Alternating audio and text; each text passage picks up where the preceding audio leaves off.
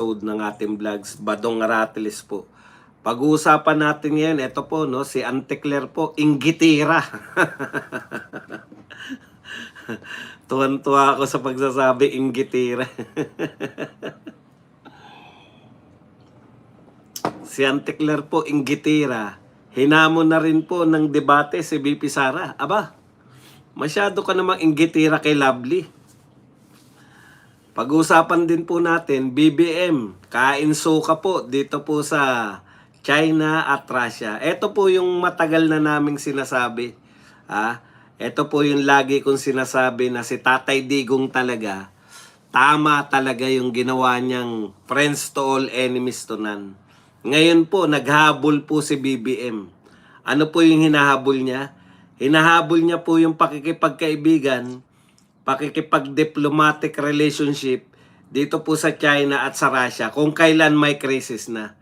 Si Tatay Digong, before crisis, alam niya na yan. Kinakailangan niya ng maraming kaibigan ng Pilipinas. Kasi hindi nga alam ni Tatay Digong na may pandemya. Kita nyo ngayon pa lang.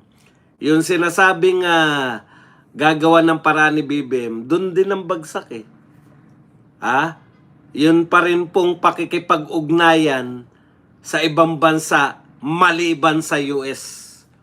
At pag-usapan din po natin, ito pong pang-uto. Pang-uto ni Luis Tro kay BP Sara na pag umatin daw si BP Sara sa mini trial ng gagawin nila, ano daw po, no? Malaki ang tsansa na baka bumaliktad yung mga bumoto ng 44-1 ba? O 54-1. Yan po mga pag-uusapan natin at iba pang balita. Pero bago yan, kung bago ka pa lang dito sa ating channel, mag-subscribe ka na. Dahil ito lang ang tanging channel na may kinikilingan, may pinapanigan, una sa balita, huli sa impormasyon, kaya ano pang hinihintay nyo? Pindot na. Okay, pag-usapan natin agad, no? Alam po ninyo, bibilib ka rin dito sa mga talagang itong grupo na to, yung mga kaliwa, kakamping, pati itong mga loyalista. Isa na lang yung utak nila, no? Yung sa kanila, projection. Mas importante yung pagpo-project kaysa sa mga totoong ginagawa. Halimbawa po, sikat po si Lively kasi hindi po nila nakita to eh. Yung ginawa ni Lively, yung ginawa ni Lovely, bago sa kanila yan, hindi nila naisip, di ba?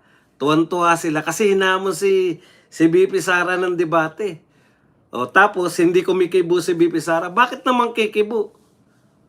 Kung ako nga, ang dami naghamon sa akin ng debate, hindi ko pinapansin dahil alam mo naman nagpapasikat lang yung mga yan. Tapos, ginagawa nila, inaakyat nila sa pedestal to si Lovelyn para lang po sabihin na, hindi ka umubra. Takot ka kay Lovely. Di ba? Takot ka kay Lovely na makipagdebate. Yung mga sapaw. Tapos si Lovely naman, enjoy na enjoy niya. Enjoy mo yan, baba. Enjoy mo na yan lahat. No? Enjoy mo yung kasikatan mo. Kasi wala ka namang ibang content eh. Ang content mo lang umiikot po siya sa lahat po ng mga pare-parehong utak. Nakita ko na naman siya, kausap naman si Michael Pahatin. Yung mga grupong bilib na bilib kay Llamas, Roland Llamas. Paano yung mga bugok naman lahat yan eh. Hindi po kami maghamon ng debate sa inyo dahil wala po kayong katotoran lahat. Ang point ko lang, paano nyo naisip na worthy papatulan ng isang vice president ang katulad ni Lovely? No? Hindi ko maintindihan eh. Yung tao na nakapakinig na maganda yung accent, English accent, na nag-i-English accent na dahil narinig niya raw sa cassette tape ng kanya, of my father. I've heard from the cassette tape of my father and I like it.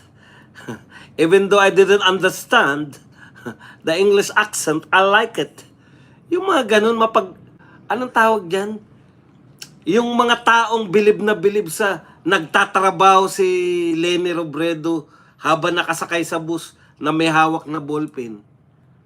Yun lang po yung kayang pabilibin ni Lovely. Yung mga may katulad din yung may mga sapaw sa utak. Tanong pa ni Shelo Magno, bakit daw hindi pinapatulan ni BP Sara si Lovely? Sino ba si Lovely para patulan ni BP Sara?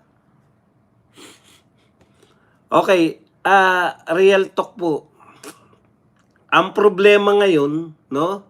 Dahil sumisikat si Lovely, natetreten yung kasikatan nito ni Auntie Claire. Gusto niya, siya lang yung pinag-uusapan na may monopolyo siya na ako lang dapat ang taga-atake ni BP Sara.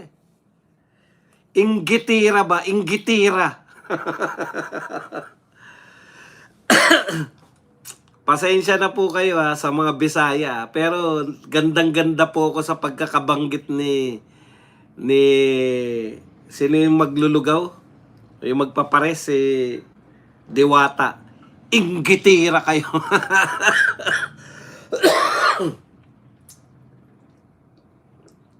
Inggit lang yan. Auntie Claire. Yung ba naman, moment ni Lovely yan.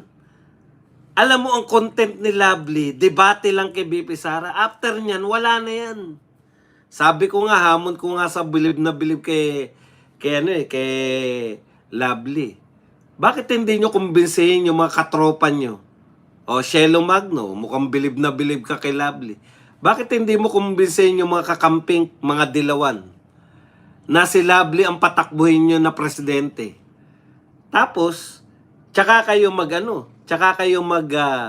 maghamon ng debate pag presidentiable na si Lovely, di ba? Mas maganda yun. Pero alam mo ang katotohanan, Lovely? Siguro, pag ikaw nagkalakas ka ng loob, Lovely, pustahan tayo. Ang unang tatawa sa'yo pag nag-file ka ng certificate of candidacy bilang president. Kasi ipinagpapalagay nilang lahat na mas mahusay ka. Gusto nilang palabasin na hindi ka pinapatulan ni BP Sara, mas magaling ka pa kay BP Sara. Ang dali lang naman patunayan yan. Di ba? Tumakbo ka. Tignan natin kung etong mga bumibilib sa'yo, tignan natin kung talagang susuportahan ka nila. Tignan natin kung yung sinasabi nilang bilib na bilib sila sa'yo, tignan natin kung susuporta sila pag tumakbo kang presidente. Kasi kinakailangan mo tapatan si BP Sara Hinahamon mo na rin lang ng debate. Ang gusto mong palabasin, mas magaling ka kay BP Sara, di ba? Kaya mo siya hinahamon ng debate. Wala namang ibang way. Wala namang ibang dahilan yung paghamon mo ng debate kundi sabihin na mas magaling ka. Kung mas magaling ka, tumakbo ka rin presidente kasi nagdeklara na si BP Sara na tatakbo siyang presidente. At anytime, hamunin mo siya, dyan mo ipahiya si BP Sara, pareho kayong presidential candidate May karapatan ka na maghamon. Kaya lang, ang nakikita namin sa'yo, isa lang yung content mo Dudumugin ka talaga ng mga sabik. Putya, pagpapakilala nga sa'yo, talagang viral na viral ka. Akala mo talaga, totoong viral Akala mo talaga, milyon na yung followers Okay. Tapos, ang masakit, nainggit pa si Auntie Claire. Yung, alam mo yun, yung moment nito ni Lovely, gusto pang agawin ni Auntie Claire. Ito po ang pahayag ngayon ni Auntie Claire. Claire Castro, hinahamon na rin si BP Sara sa isang debate. Nakita ni Auntie Claire, teka muna. Ganyan yung mga ugali ng mga inggitira di ba? Teka muna. Mukhang ito si Lovely, mukhang siya na nakikilala na number 1 na tagabanat kay BP Sara. Ang tagal kong inalagaan tong trono ko. Kanya-kanyang moment. Bigyan mo naman ng moment si Lovely. Gusto mo pa rin agawin yung moment ni Lovely. Antindi mo naman, Auntie Claire. Moment niya na to. Aagawin mo pa. Eto po, ang sinabi ni Claire Castro kay BP Sara, mukhang hindi nga lalaban kay Lovely eh. Sa akin pa kaya. Puta. BP Sara, pasensya ka na. Level-level lang yan eh. Ha? BP Sara, ipagpaumanin mo na. Nilelevel lang ka eh. Sabi ni Auntie Claire, oh, kay Lovely nga, ayaw lumaban ni BP Sara eh. Sa akin pa kaya?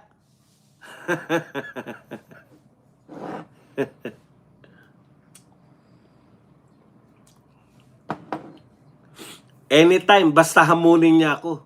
Ha? Hindi pa ikaw ang maghamon kay BP Sara, Claire? Auntie Claire? Ikaw pa dapat ang hamunin? Importante ka? Papatol lang daw sa sayo, BP Sara. Tandaan mo to, ha? BP Sara, baka nag-ambisyon ka na makipagdebate kay Auntie Claire. Ha? Ikaw daw ang hahamon. Anytime, basta hamunin niya ako, walang problema. Walang problema. Hamunin lang ni BP Sara. Diyos ko, nagpataas pa. Ang taas naman ang tingin mo sa sarili mo. Nakikita niyo po yung trend. Lahat po ng mga kalaban ni BP Sara, ang tataas ng tingin nila sa sarili. Mula kay Lenny Utz, kay Risa Sapaw, eto kay Auntie Claire, Chucky Auntie Claire, tapos kay Babalina Babalina Lovely. Panay ang titindi ng sapaw nyo. Anytime daw siya, available daw siya, BP Sara, ha? Anytime daw na hamunin mo, payag siya. Ikaw pa ang ikaw pa ang papayag? Very busy ka ba? Anytime daw na hamunin siya, available siya. Naknam po pa yung mga kalaban natin. Alam po ninyo, obsession yan. Lahat po ng mga banat sa mga Duterte, hindi na po normal. Yung pagbira nyo, obsession na. Halusinasyon, obsession na may kasamang halusinasyon. Feeling nyo talaga. Ha? Feeling mo, ang level ni BP Sara, si Lovely, tapos ikaw mas mataas level mo. Anytime na hamunin ka, available ka. Antindi. Si Luis Tropa, di ba may mga sapaw din eh. Usap tayo kung anong plano sa pagiging presidente mo. Ikaw? Sa'yo? Pag-uusapan daw nila ni Auntie Claire kung ano raw plano sa pagiging presidente. Bakit? Pag hindi approve sa'yo, hindi siya dapat magpresidente? Parehong-pareho ni Luis. Parang sila yung, feeling nila, sila yung magpapasya kung magiging presidente si BP Sara o hindi. Hindi yung 50 million na very willing na bumoto ngayon kay BP Sara. Hindi po yan. Sila po. Mag-usap tayo kung ano plano mo. Kasi kung hindi ko approve ang plano, parang ang kasunod eh. Kasi kung hindi ko approve ang plano mo, putya, hindi kita patatakbuhin. Parang ganun ang datingan ng... Alam niyo po, tama si Leandro. Gusto mo na ba magpatingin? Sagot ka na ni Leandro. Libiste. Ipatingin na natin yan. Lumalala na kayo. Ayon kay Castro, mahalagaan yan na magkaroon ng bukas na talakayan upang malaman ng publiko ang konkretong plano at direksyon ng isang potensyal na kandidato. Hindi po ba ihaharap yan ni BP Sara pag panahon na ng kampanya? Gusto nyo bang sabihin na ni BP Sara ngayon kung anong gagawin niya pag presidente siya? May hint na kayo siguro. Itutuloy niya yung mga gawain ni Tatay Digong na hindi itinuloy ni Marcos. Oh. Grabe yung mga sapaw ninyo. Nagkakainggitan pa eh.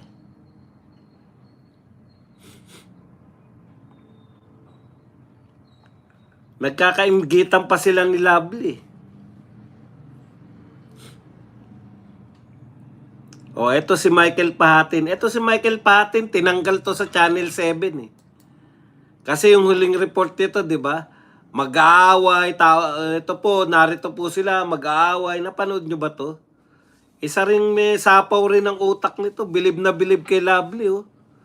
Mahinamon ka daw na magdedebate si BP Sara, pero wala pa tayong naririnig kung kakasa siya o ano naman. Kung may debate, anong topics ba dapat ang gusto mong i-debate? Puta, si BP Sara, wala kayong naririnig kung papatulan si Lovely. Pwede ba lahat maghamon pag hindi? Ito, isang tanong na matino.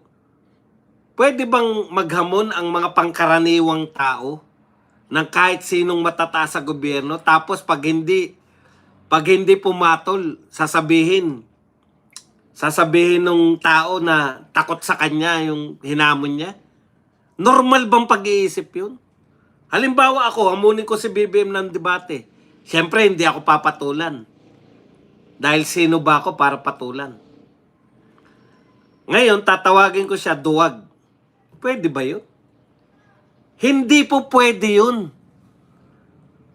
Pahatin, Shelo Magno, at lahat ng mga dilawan kakamping na unti-unti na kayong kinakain ng mga uod sa utak nyo.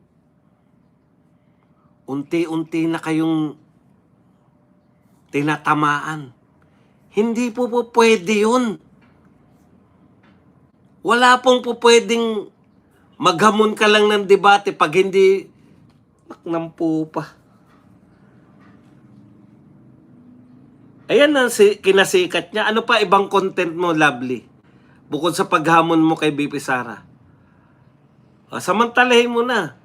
Huwag mo na kainggitan, Auntie Claire. Masyado kang inggitira. Hayaan mo na siya, moment niya yan. Pwede ba yung makikihamon ka lang tapos pag hindi ka pinatulan, hindi ko gagawin yung hamon na hindi, alam mong hindi totoo. 'Di ba? Hindi po pwede yung mga hamunan-hamunan. Payabangan lang yan. Ang gawin mo, Lovely, ganito. Mag-concentrate ka sa pagbablog mo. Pagkatapos,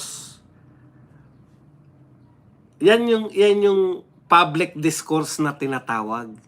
Putya, public discourse pa lang, di mo na nauunawaan eh. Ang katwiran ni Lovely, kaya niya hinahamon yung Vice President, kasi taxpayer siya at may karapatan siya to public discourse. So automatic sa kanya, public discourse, pwede kong hamunin ng debate yung Vice President.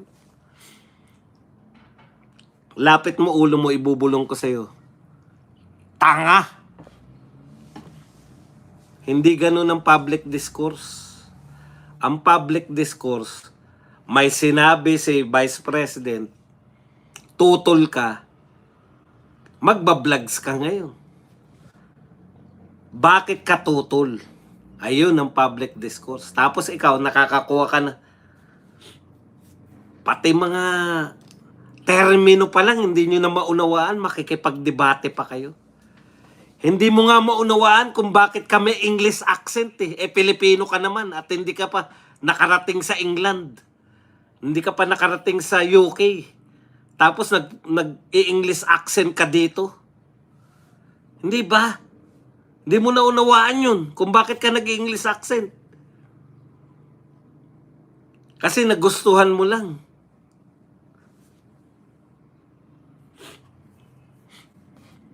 Okay, punta po tayo dito. Alam mo, Lovely, yun yung sinasabi ko sa'yo. Husayan mo yung vlog mo para maging seryosohin ka balang araw. Pag magaling ka ng vlogger, nakakapanood sa'yo, may mga nakakapanood sa'yo, pwede ka makuha sa radyo, pwede ka makuha sa TV ng mga commentator. Ganun. Hindi yung ipinagpipilita mo, debate. Pag yan lang ang content mo, Lovely, sa isang buwan, hindi ka nakilala. Yang mga pumupuri-puri sa'yo ngayon, subukan mong tumakbong presidente, sila unang magtatawa sa'yo. sila ang unang pagtatawanan ka. Ako, sasamahan kita, tumakbo kang presidente. Sasamahan kita sa Comelec para ako unang magtatawa sa'yo. Tignan mo tong si Lovely, uto-uto. Paghusayan mo yung vlog mo. May kilala nga akong vlogger eh. Nagngangalang BBM. Alam mo, Brocha Barucho, okay lang ako sa buhay ko. Kung anong gusto kong pag-usapan, pag-uusapan ko. Kung ayaw mo na rito na pag-usapan tong pinag-uusapan ko, pwede ka naman lumabas eh. Huwag kayong makialam sa akin. Yan po ang pinakaayaw ko sa lahat. Yung pinakikialaman ako sa topic ko. Magalit na kayo sa akin lahat, wala akong pakialam. Ang trabaho ko rito, sagutin lahat ng mga kalaban ng mga Duterte. Di ba? Ngayon, kung may problema kayo, hindi worth it yung mga sinasabi ko, edi maghanap kayo ng worth it. Millions. Inuulit-ulit ko, millions. Millions ang YouTube channel. Yun lang pwede kong sabihin sa inyo, millions. Ayaw ko ng topic ni Badong ngayon. Lipat na ako. Huwag kayong makialam sa momentum ko. Problema. Ang tagal-tagal mo na rito, Brocha Barucho. Pati ba naman hindi mo pa kabisado, kahit na anong sabihin ko rito, channel ko to eh. Maaasar ka sa akin ngayon, pero lagi kong sinasabi sa inyo, pwede kayong mamili ng vlogger. Yung mga gusto nyo lang, ayaw ko tong sinasabi niya ngayon, lipat ka agad. Di po problema yun. Di ba? Huwag na kayong manghihikayat. Nanghihikayat pa kayo eh. O, sige. Eto po. Ang punto po rito, may vlogger po tayong kilala, nagngangalang BBM. May vlog na naman. May vlog na naman si BBM. Binablog po ni BBM. Eto po, hindi ko maunawaan. Bakit pwede mo naman sabihin ng direkta sa tao? Pwede ka magpa-press conference. Alam ko hindi niya papasabi to kay Claire Castro, kay Auntie Claire. Kasi hindi na siniseryoso si Auntie Claire eh. Di po ba? Napapansin niyo ba? Wala nang sumiseryoso kay Auntie Claire. So kung seryoso po ang usapan, si BBM na mismo yung nag-announce.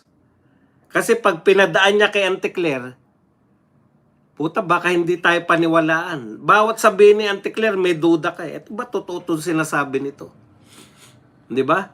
Kita mo kahapon, ang sinabi ni Auntie Claire, wala pa tayo sa krisis. Wala pa tayo sa krisis? Ano ibig mo sabihin ng nasa krisis na tayo? Kailan tayo mapupunta sa krisis? Hindi na nga maawat-awat yung presyo ng langis, wala pa rin daw sa krisis. Yan po ang halimbawa kung bakit si Auntie Claire hindi po siniseryoso na ng tao sa dami po ng sinabi niya na hindi ka panipaniwala. Pwede ka nga gumawa ng Claire Castro versus Claire Castro. Okay, kaya pag seryoso, si BBM na nag-announce. Ang problema, bakit dinadaan pa ni BBM sa pagbablog? Yun dapat ang kukwestiyonin ko. Ba't binablog mo pa? Kasi pag vlog, mas marami nanonood. Doon ko na-realize, oo nga pala. Ito palang gobyerno na to, mahilig lang to sa optics, mahilig lang to sa projection, di ba? Pag sinabi niya ng live, pag sinabi niya ng live yan, ano mangyayari?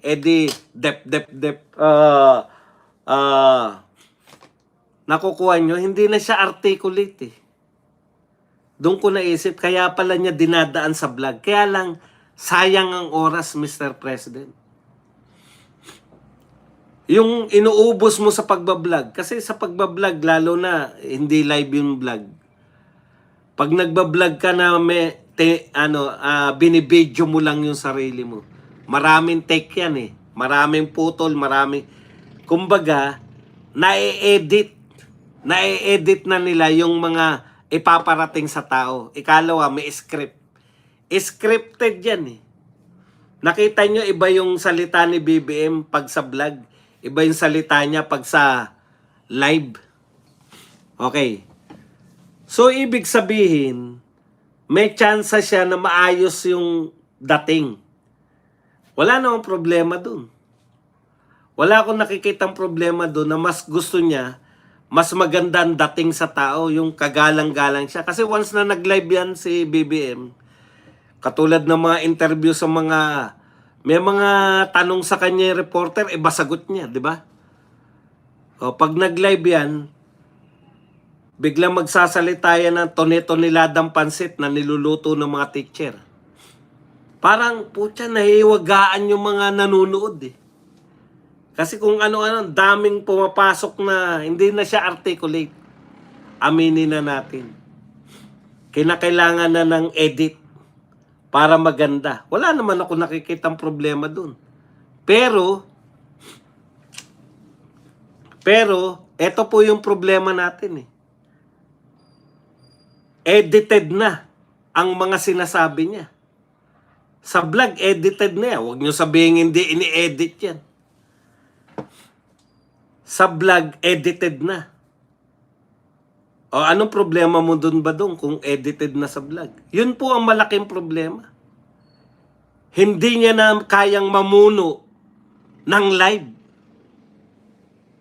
May nag-e-edit na para sa kanya. Yung kanyang way of thinking, yung flow of thoughts niya, yung kanyang paraan ng pag-iisip, hindi na po pwedeng i-live. Laging kinakailangan na may mag-edit para matanggal yung nagluluto ng tunay-tuniladang pansit. Para matanggal yung mga maraming distraction sa mga sinasabi niya. Para mas magandang lumabas. Pag ganyan na po ang usapan, hindi niya na po kayang mag-articulate ng kanyang mga gustong sabihin, baka kinakailangan mo na magpahinga, Mr. President. Kasi si Tatay Digong, laging naka-live.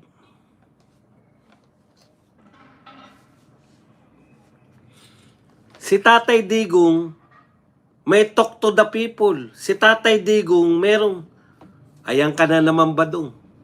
Tatay Digong ka na naman ng Tatay Digong. Opo, dahil habang tumatagal, napoprove natin na tama ang mga ginawa ni Tatay Digong. Habang tumatagal. Ito po, ito na yung habang tumatagal. Yung friends to all, enemies to none ni Tatay Digong, yan yung nagligtas sa atin sa pandemic. Bakit? May kagyat tayong bakuna eh. May kagyat tayong tulong eh. May kagyat tayong mga sumusuporta sa atin. Alam nyo ba na spoiled tayo sa China nun? Hindi ko sinasabi na pro-China lang dapat ang Pilipinas. Wala po nun. Kayo lang naman kasi nag-iisip. Yung mga anti-China lang naman yung nag-iisip na dapat pag ikaw ay pro-US, dapat anti-China ka. O ngayon, Tariela, ano masasabi mo? Ito ang balita ngayon, Tariela. Philippines, to secure its food supply amid global disruption, the Philippines has initiated talks with China and Russia to ensure a steady supply of fertilizers. This move is strategic response to rising oil prices and supply chain risks in the Middle East that threaten agricultural productivity. Hindi lang po oil yung naiipit dyan sa Hormuz. Mas matindi po yung naiipit dyan, fertilizer. Alam nyo po, ilang beses ko nang sinabi to. Kung tinuloy lang ni BBM yung pakikipag-ugnayan sa China at sa Russia, kaibigan po ni Tatay Digong, proud po ako na kaibigan niya si Xi Jinping at saka si Putin. At si Donald Trump. Nakukuha nyo? Si Tatay Digong, totoo yung pakikipagkaibigan niya. Yung sinasabi niyang friends to all, enemies to none. Tinototoo niya yun. Wala tayong kalabang bansa eh. Lahat kaibigan si Tatay Digong. At hindi po yan kaibigan na magnanakaw siya ng pakikipagkamay kay Xi Jinping. Eh kung kaya niya nga nakawan ng pakikipagkamay si Donald Trump, hindi lang siya nakaporma eh. Ito pong uri ng pakikipagkaibigan ni Tatay Digong, ito po yung may side meeting. Alam niyo yung side meeting? May APEC, pero may side meeting ka with Putin, side meeting ka with Xi Jinping, side meeting ka with Donald Trump. Si BBM, ni isang bansa wala tayong ka-side meeting. Napunan niyo ba? Si Tatay Digong, pag umatin ng mga APEC, pag umatin ng mga ASEAN Summit, merong mga ka-side meeting ng mga bansa. Doon po sa side meeting, doon po nagaganap yung tunay na negosasyon. Yan pong lahatan kayo, picture taking lang po yan. Photo ops lang po yan na ikaw ay umattend. Eh ako mahilig akong ganyan eh. Pagkatapos ng photo ops, kaya hindi ako bagay sa dati kong trabaho eh. Kasi pag may seminar kami, may photo ops lang ako. Pag meron na akong attendance, meron ng mga photos, pa-picture na ako kung kani-kanino, yung mga guest speaker, may picture na ako niyan kahit hindi ako makikinig. Ayan pa yung guest speaker, pa-picture, bago siya pumunta, may picture na ako kagad. Ano, hindi ako matindi. Ito, katunayan. Ganyan lang yung ginawa ni BBM sa mga summit. Pirma lang ng attendance. Pa-picture lang. Wala talaga mga side meetings. Yun po yung mga importante. Mga side meetings na ganyan. Ganyan po makipag-deal si Tatay Digong. Kaya naganap yung pandemya. Itong nangyayaring krisis na to, napakaliit nito kumpara sa pandemya. Pero tarantan-taranta na buong Pilipinas. Hindi na alam ang gagawin. Pandemya, nagkakandamatay, milyon na namamatay na tao. Pero panatag ang kalooban natin. Kung ano sinasabi ni Digong, sumusunod tayo. Pag hindi ka sumunod, kay Tatay Digong, kulong ka, di ba? Kaya, dalawa lang naman matigas ulo nung panahon na yun. Si Kiko at saka si Risa Ontiveros. Pinaglalaban pa ni Kiko yung mga hinuhuli. Naalala niyo yung mga lumalabag sa mga kwarantina? Si Kiko pa nagpepiyansa. Matigas talaga ulo niyang Kiko na yan. Tsaka yan. Pero nung bigayan ng... Tanong niyo sa kanila kung sino yung tumanggi na magbigay ng ayuda. Hindi pumirma sa Bayanihan 1 and 2. Si Kiko rin tsaka si Risa Ontiveros. Ayaw nilang bigyan kayo ng ayuda. Kaya kayo kung nakatanggap kayo ng ayuda kay Tatay Digong, ang bumoto tutol dyan sa ayuda, si Kiko tsaka si Risa Ontiveros. Kaya kung iboboto nyo pa rin yan, dalawa na yan, at kayo nakatanggap ng ayuda kay Digong, soli nyo muna yung ayuda nyo. Tsaka yung binakuna sa inyo. Bayaran nyo. Yan yung problema eh. May magaling tayong presidente nung panahon na yun. Anyways, magno-nostalgic na naman tayo eh. Ito yung sinasabi natin. Yung pala, babalik din pala sa pakikipag-usap sa China. Babalik din pala sa pakikipag-usap sa Russia. In the first place, kaibigan na natin sila eh. Bakit tayo nag-cut ng ties dito sa dalawa na to? Bakit konting bagay, naapi kami, binomba kami ng tubig, kawawa naman kami. Konting bagay, pinagmumukha nating bully yung China. Pwede naman mag-usap-usap. Ngayon, kailangan natin ng fertilizer. Kailangan natin ng langis. Tsaka tayo nakikipag-usap sa kanila. Bakit China Russia. Sila lang po yung pinapayagan ng Iran. Ilan lang sila. Meron na listahan yung Iran kung sino yung mga pinapayagan. Kasama po yung China tsaka ang mga pinakamalalakas na bansa na pinapayagan nilang maglabas-pasok sa Hormuz. China at Russia. Sa Hormuz po, dumadaan ang one-third ng lahat ng fertilizer sa buong mundo. Hindi naman po tayo, wala naman tayong kakayang bumili ng isang mga tanker. Wala naman yata tayong oil tanker na direktang bumibili sa Iran at Iraq kasi crude oil yun eh. Yung bibilin mo sa Saudi, crude oil, tapos ikaw na magde-develop na. Ikaw na maghihiwa-hiwalay ng diesel, gasolina, liquefied, etc. Wala naman tayong ganun eh. Bumibili lang tayo sa mga bansa na galing na ron. Anyways, hindi ba nakakapanghinayang? Kung tinuloy niya lang sana yung ginawa ni Tatay Digong na dapat hindi na tayo makikipag-usap pa ngayon dahil kaibigan na natin sila eh. 'Di ba? Tama. Mas mahirap pong maghanap ng bakuna nung araw kaysa ngayon sa oil.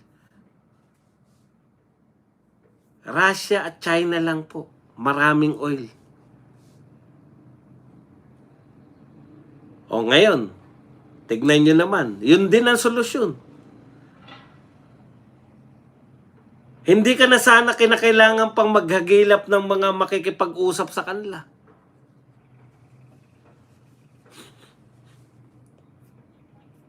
Kung tinuloy-tuloy mo lang yung diskarte ni Digong.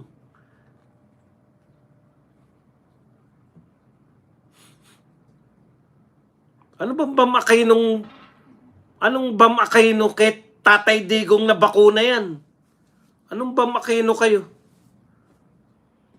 Ang tindi ng mga yan, siniraan pa yung Siniraan pa yung Sinovac no, 'di ba? O ngayon po ang lumalabas na halos walang side effect yung Sinovac. Parang ang tindi nung panahon ng pandemic, China yan, naku, yari. O ngayon, Tariela, nakikipag-usap na si BBM sa China para sa abono. Sa Russia naman, para sa langis at abono. Pro-China na sila. Titirahin na ba? Traidor ba si BBM? Nakikipag-usap na sa China? Hindi ko po sinasabi to na magalit tayo sa Amerika. Mali po. Kaibigan natin yung Amerika. Hindi po ako yung tao na namimili na pro-China ka ba o pro-Amerika? Hindi po ako ganun. Pro-Pilipinas tayo. Naniniwala ko kay Digong na friends to all, enemies to none. Friends to all, enemies to none. Amerika, no, wala tayong magagawa. Numero 1 nating kaibigan yan. Ang point lang, hindi lang dapat Amerika ang ating kaibigan. Baka sabihin nyo naman, anti-Amerika ako. Hindi po. Lagi ko nga sinasabi, magkaibigan si Donald Trump tsaka si Tatay Digong eh.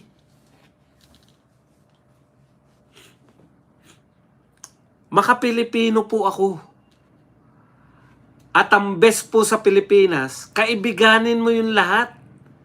Makakaiwas pa tayo sa pag nagdigma. Halimbawa, kaibigan natin yung China tsaka US. Pag nagdigmaan yung China at US, halimbawa lang nagdigmaan sila. Pwede natin sabihin, kaibigan ko rin yung China eh. Hindi ako. Meron kang mutual defense treaty. Makipag-mutual defense treaty ka. Para ligtas ka. Silang dalawa lang naman magdidigmaan eh.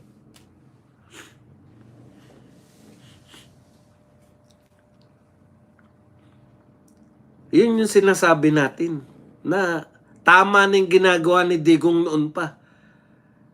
Yan yung sinasabi ko na, tama Mr. President, wala tayong kayang gawin. Di ba? Kasi hindi natin kayang pigilan yung gera eh. Pero, kung ginawa lang natin yung ginawa ni Tatay Digong na pakikipagkaibigan, tinuloy-tuloy lang natin, hindi na sana tayo mahirapan makipag-usap.